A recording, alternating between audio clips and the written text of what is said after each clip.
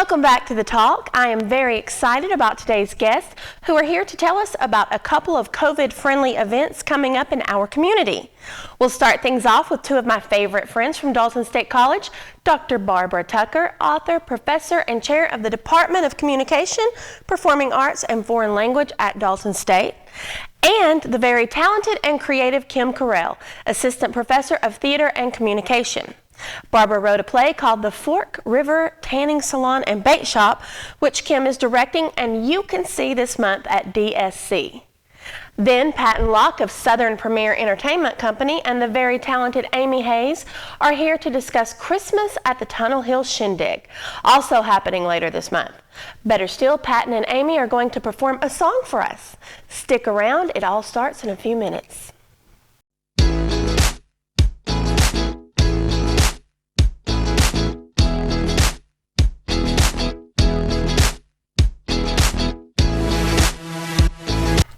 Welcome back to The Talk. My guests are Kim Correll and Barbara Tucker, both from Dalton State College, and we are going to talk about a play you guys are doing. Yes, a wonderful new play. So tell me all about it. Well, we have the playwright right here, so I'm going to let Dr. Tucker do that. All right. The name is as crazy as the play, The Foark River Tanning Salon and Bait Shop. And it is a comedy, obviously, and a parody about reality television and how it affects people who watch it and who are in it. That really interests me a lot. My son is actually dating a reality star right now. Really? All right. Yeah. Are you allowed to say who? You can figure it out if you go to his errands, if you go to his Facebook page. Okay. Well, I don't think he cares. It's not a secret. Ariana Bierman. Okay, Yeah. okay. So this really interests me. And go ahead and just say what you mean. That doesn't affect my, views. I love Ariana, but I also love reality TV and making fun of it. Okay. Well, this does. Okay. That's the whole point. Tell me about it. All right. Well, it's in a bait shop that also doubles as a salon, and the tanning salon part is part of the comedy. And it starts with a young woman coming in to be the salon manager and work there. And the boss comes in and tells her and the manager that he's got a great idea, and he's bringing some producers and director in to make a reality TV show out of their tanning salon bait shop in this small town, the resort area. And they have mixed feelings about it, and that's where the conflict in the comedy comes in. And it also involves a place where they grow worms, and then the characters come in and they just clash and have fun with it. Mm-hmm. So it's kind of contradictory there. You have kind of like the dirty work of getting the worms and stuff, and then you have this other group of people who are more worried about their appearance. Right. And so I can see a lot of potential for comedy there. Oh yeah, there's a hair salon in there too. Oh wow. Yes, yes.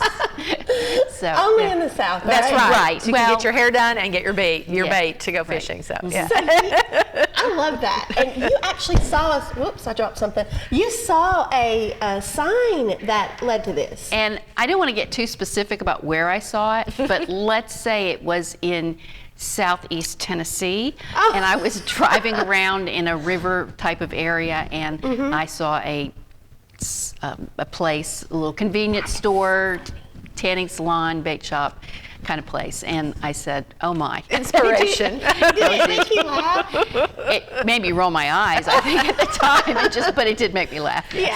Yeah. Right. And laughter's so important. It is. Yes, Always. especially right now. Yes, especially right now, but always it's a good thing. So we want people to laugh. Yeah, and you're a good writer. I mean, I've read Well, some you're of your very books. kind. She has 7 novels out. Barbara Tucker, and you've written plays, and you manage 2 blogs. What are those blogs? One of them is just about art in my life, and the other one is it's a little more boring. It's about higher education. So. Oh no, I don't think that's boring. Well, at all. It's important. But let me say, I want to thank Kim for agreeing to do the play, because it's hard for a playwright or any type of author to get venues of someone to do their work. I've tried, and this is the first time it's happened. And she's doing a fabulous job. They have added so much to the comedy. And I do want to give a shout out to our Professor Jerry Dry, because he added some extra dialogue that is very funny. And if anybody knows Jerry, they know he is a comedian. He's done stand-up. He's inspirational speaker. He's very funny. And so he added some really nice Oh my bits. goodness. That is so cool. And it takes a team to make something like this come Theater alive. is a collaborative art. Yes, this is definitely collaborative. And I love how each show tends to be a little, even if it's just a little, but a little different. The way a line is delivered or whatever. So it's always fun. If you really love a show, you can go see it a second time when it's playing more than once. That's right. You'll and see get a whole new different- show. Yeah. So Kim, what has it been like directing this particular play? I mean, directing is always fun. I love doing it. It's my passion. I love theater. But I think this semester in particular has been a bit of a struggle with COVID. And, we weren't even sure we were going to be back on campus. So thankfully, we were able to do that. And the kids were just so glad to be back on campus and to do theater again and all. So just so people are aware, we're wearing clear face masks. The actors have been rehearsing that way. They will be wearing them at the show. And we are practicing social distancing with the audience. So we want people to come out and enjoy themselves, but also feel comfortable and safe while they're there. So it's had its challenges, but for the most part, it's been a lot of fun. Yeah, I bet it has been a lot of fun working with those kids. And you said off camera that this is a really good group. Oh yes, I have 12. It's a huge cast, and they've just been wonderful to work with, as they always are at Dalton State. We have wonderful kids at Dalton State. I love to go to your plays. The last one I think I went there. I think the last one I went to was about a year ago, and it was Little Shop of Horrors. Yes. That was fun. Fabulous. So we may tackle another musical in the future. You never know. Yeah, that'll be fun. But we're also doing a children's play. Yeah? Yes, I have a children's theater class that I teach in the fall, and we normally tour in the spring to the local schools. But with COVID being what it is, I don't think we're going to be able to this year. But if folks want to come out and see our little production, November 18th at 3:30 in our auditorium. It's The Case of the Missing Cookie. So, if you have children, bring them, and we will again practice social distancing as well. And it was written by a student. Yes, written by two of our students that write all of our children's shows, as a matter of fact. So. Oh, now I'm just gonna have to come out and see that. Yes. Wow, and bring my littles, my niece and my nephew. We like to take them to theater. I didn't know about this one, so I'm excited about that. Yeah, they would be glad. The kids are not going to be able to tour, so I'd really like to give them a good audience. To be able to see, and it's free. It's free. Okay, and so it's kind of important to go ahead and get your tickets for the November 10th through 14th show. Yes, for the Foark River show, the 10th through the 14th, 7:30 p.m. And you can reserve your tickets online at eventbrite.com. Okay. And we also have a Dalton State Theater Facebook page, which we give a lot of information there. There's the link to get tickets. So I would highly advise you to go ahead and reserve your tickets, because seating is going to be very limited. And you have maybe 77 seats available. So Which is kind of a lot of people, but not as much as you Right, and we can still take tickets at the door, but if you don't reserve, I can't guarantee a seat. Wow. So can you share with us a little bit more about, before you do, the Foark? How did you come up with that name? The idea was that it was a German person who settled the area, and nobody could say his name.